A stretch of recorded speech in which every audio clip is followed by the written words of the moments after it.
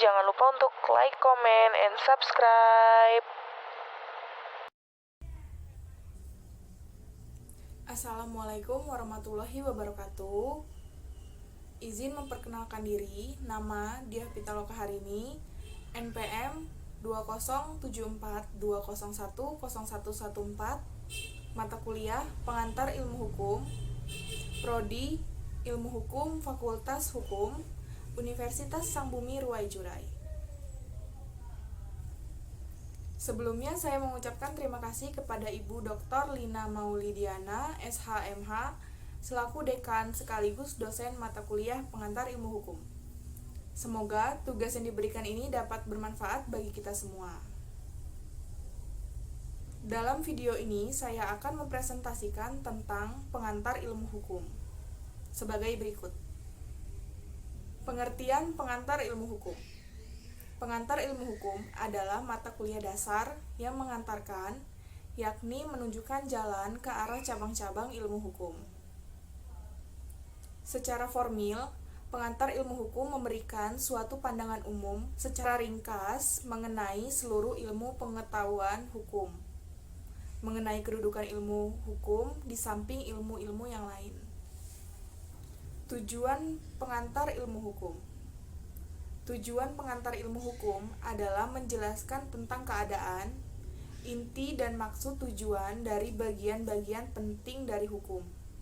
Bagian tersebut dengan ilmu pengetahuan hukum. Kedudukan pengantar ilmu hukum adalah sebagai mata kuliah dasar keahlian yang berfungsi memberikan pengertian dasar, baik secara garis besar maupun secara mendalam mengenai segala sesuatu yang berkaitan dengan hukum. Fungsi pengantar ilmu hukum berfungsi untuk menumbuhkan sifat adil dan membangkitkan minat untuk penuh kesungguhan mempelajari ilmu hukum. Objek pengantar ilmu hukum. Objek hukum umumnya mempelajari yang tidak terbatas positif pada hukum positif negara tertentu. Metode yang digunakan dalam mempelajari hukum. Yang pertama ada metode idealis. Yang kedua ada metode normatik analitis. Yang ketiga metode sosiologis.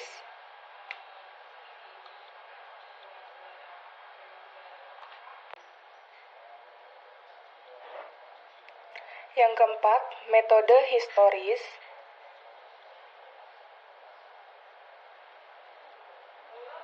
Yang kelima, metode sistematis.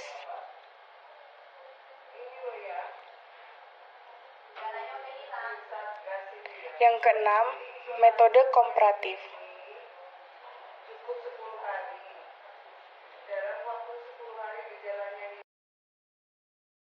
Jenis-jenis lapangan hukum. Jenis lapangan hukum dibagi menjadi dua, yaitu hukum privat dan hukum publik. Hukum privat adalah hukum yang mengatur hubungan antara orang yang satu dengan orang lain dengan menitikberatkan pada kepentingan perseorangan. Contohnya adalah hukum perdata dan hukum dagang. Hukum publik adalah hukum yang mengatur hubungan antara negara dengan alat-alat perlengkapan negara serta hubungan negara dengan perseorangan. Contohnya adalah hukum tata negara, hukum administrasi negara, dan hukum pidana.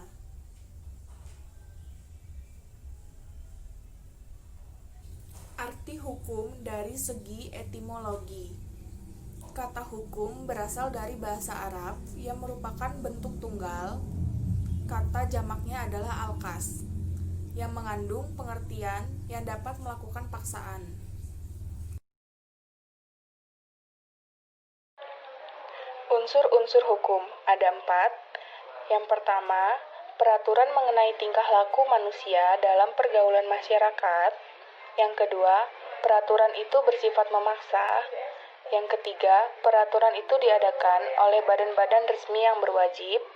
Yang keempat, sanksi terhadap peraturan itu tegas.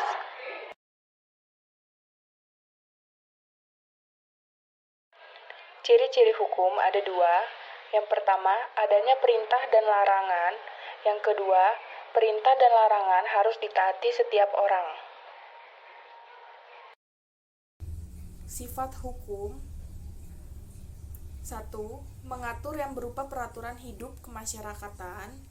2. Memaksakan, artinya memberikan sanksi yang tegas terhadap siapa saja yang tidak patuh terhadap peraturan. Tujuan hukum oleh beberapa pakar.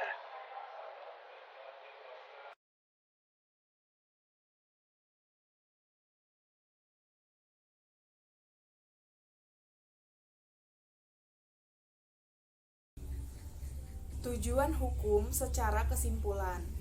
1. Menjamin adanya kepastian hukum dalam masyarakat.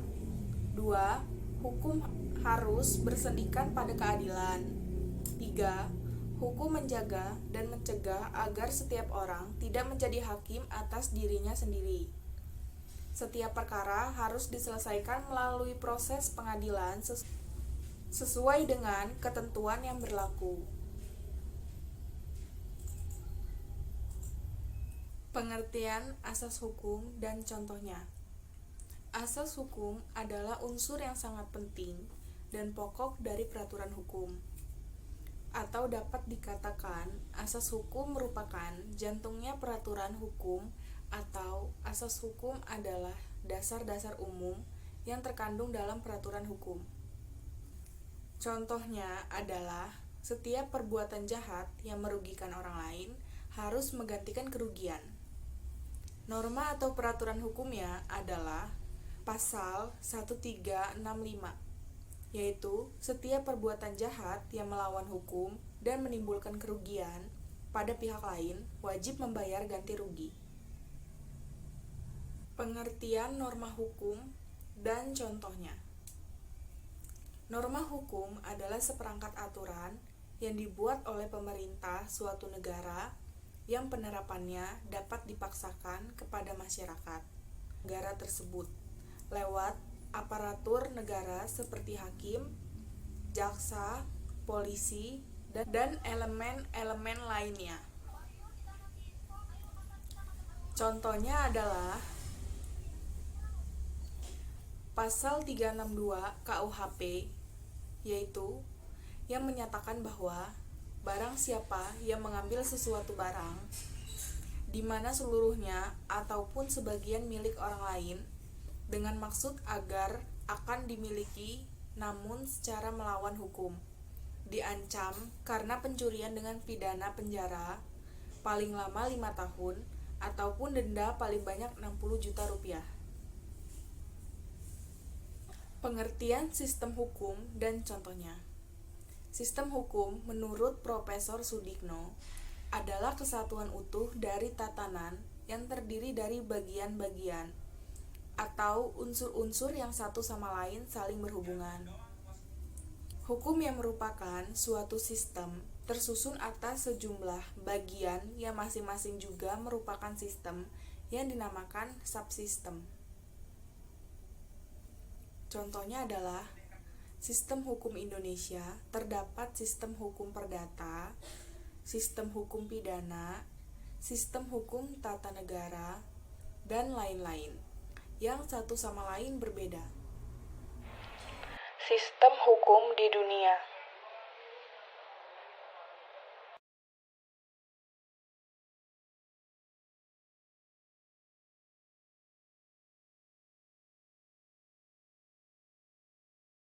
Subjek hukum dan badan hukum. Dalam dunia hukum, orang berarti pembawa hak, yaitu sesuatu yang mempunyai hak dan kewajiban yang disebut subjek hukum. Badan hukum adalah suatu badan yang terdiri dari kumpulan orang yang diberi status atau person oleh hukum sehingga mempunyai hak dan kewajiban. Bentuk-bentuk hukum. Menurut bentuknya, hukum dapat dibedakan menjadi 1. Hukum tertulis, yakni hukum yang dicantumkan dalam berbagai peraturan perundangan. Contohnya, hukum tertulis yang dikodifikasikan yaitu KUHP atau Kitab Undang-Undang Hukum Pidana. Hukum tertulis yang tidak dikodifikasikan yaitu peraturan pemerintah, undang-undang, keputusan presiden. Yang kedua, hukum tak tertulis, yaitu hukum yang hidup dalam keyakinan masyarakat, tetapi tidak tertulis, namun berlakunya ditaati seperti suatu peraturan perundangan. Contohnya, hukum adat yang tidak ditulis atau tidak dicantumkan dalam perundang-undangan, namun peraturannya sudah tertanam dan dipatuhi oleh daerah tertentu atau adat tertentu sehingga menjadi sebuah pedoman dalam tata pelaksanaan kehidupan bermasyarakat. Macam-macam bentuk badan hukum. Yang pertama, badan hukum publik, yaitu negara, provinsi, kabupaten, kecamatan, dan desa. Yang kedua, badan hukum perdata, yaitu PT, yayasan, lembaga koperasi, gereja Indonesia, masjid, wakaf, koperasi Indonesia. Perbedaan manusia pribadi dan badan hukum. Yang pertama, manusia pribadi adalah makhluk ciptaan Tuhan, mempunyai akhlak, perasaan, kehendak, dan dapat mati. Sedangkan badan hukum adalah badan ciptaan manusia pribadi berdasarkan hukum dapat dibubarkan oleh pembentuknya. Yang kedua, manusia pribadi mempunyai kelamin sehingga ia dapat kawin, beranak, sedangkan badan hukum tidak. Yang ketiga, manusia pribadi dapat menjadi ahli waris, sedangkan badan hukum tidak dapat menjadi ahli waris.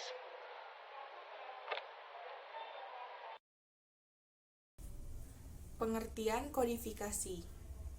Kodifikasi adalah pembukuan jenis hukum tertentu dalam kitab undang-undang secara sistematis dan lengkap. Unsur kodifikasi. Yang pertama, jenis hukum tertentu, misal hukum perdata. Yang kedua, sistematis. Yang ketiga, lengkap.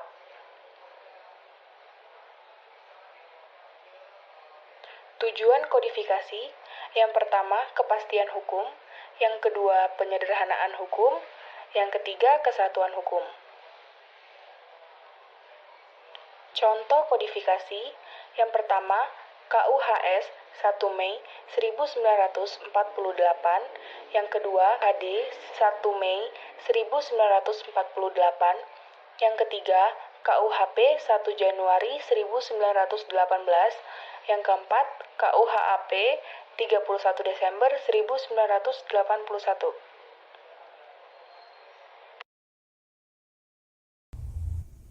Ius constitutum. Ius constitutum adalah hukum yang berlaku sekarang bagi suatu masyarakat tertentu dalam suatu daerah tertentu.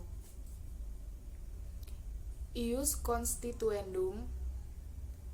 Ius constituendum adalah hukum yang diharapkan berlaku pada waktu yang akan datang. Hukum tertulis, yakni hukumnya yang dicantumkan dalam berbagai peraturan perundangan.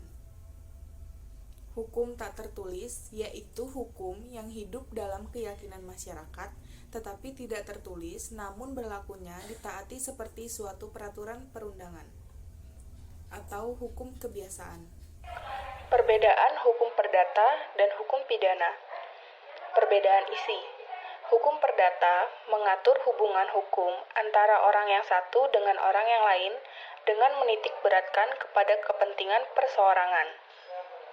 Hukum pidana mengatur hubungan hukum antara warga negara dengan negara yang menguasai tata tertib masyarakat. Perbedaan pelaksanaan. Pelanggaran norma hukum perdata baru diambil tindakan oleh pengadilan setelah ada pengaduan oleh pihak berkepentingan yang merasa dirugikan. Pihak yang mengadu menjadi penggugat dalam perkara itu. Pelanggaran terhadap norma hukum pidana pada umumnya segera diambil tindakan oleh pengadilan tanpa ada pengaduan dari pihak yang dirugikan. Setelah terjadi pelanggaran terhadap norma hukum pidana, delik atau tindak pidana, maka alat perlengkapan negara seperti polisi, jaksa, dan hakim segera bertindak. Pihak yang menjadi korban cukup melapor polisi tentang tindak pidana yang terjadi. Pihak yang melaporkan atau yang dirugikan menjadi saksi dalam perkara itu. Terhadap beberapa tindak pidana tertentu tidak diambil tindakan oleh polisi.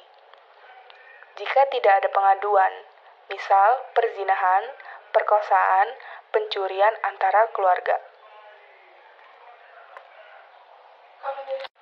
Perbedaan penafsiran. Hukum perdata memperbolehkan untuk mengadakan macam-macam interpretasi terhadap undang-undang hukum perdata. Hukum pidana hanya boleh ditafsirkan menurut arti kata dalam undang-undang hukum pidana itu sendiri, atau hanya mengenal penafsiran autentik, yaitu penafsiran yang tercantum dalam undang-undang hukum pidana itu sendiri. Titel 9 dari buku ke-1 KUHP pasal 86 sampai dengan pasal 101.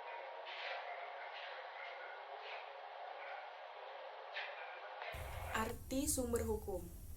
Sumber hukum adalah segala sesuatu yang menimbulkan aturan-aturan yang mengikat dan memaksa, sehingga apabila peraturan itu dilanggar, akan menimbulkan sanksi yang tegas dan nyata bagi pelanggarnya. Sumber hukum ada dua jenis, yaitu yang pertama, sumber hukum material. Dapat ditinjau dari berbagai sudut, misal sudut ekonomi, sejarah, sosiologi, filsafat, dan sebagainya. Contohnya adalah, seorang ahli ekonomi akan mengatakan bahwa kebutuhan-kebutuhan ekonomi dalam masyarakat itulah yang menyebabkan timbulnya hukum.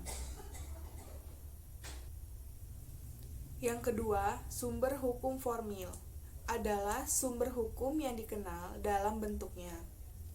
Karena bentuknya itulah sumber hukum formil diketahui dan ditaati sehingga hukum berlaku umum.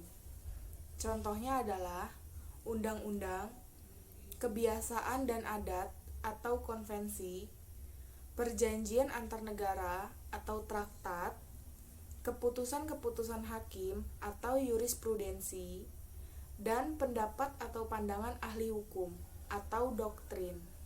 Contoh sumber hukum material.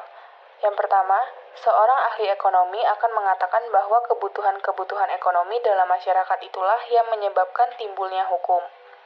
Yang kedua, seorang ahli kemasyarakatan atau sosiolog mengatakan bahwa yang menjadi sumber hukum adalah peristiwa-peristiwa yang terjadi dalam masyarakat. Yang ketiga, dari sudut historis, mengatakan bahwa sumber hukum adalah tempat ditemukannya hukum dalam sejarah suatu bangsa.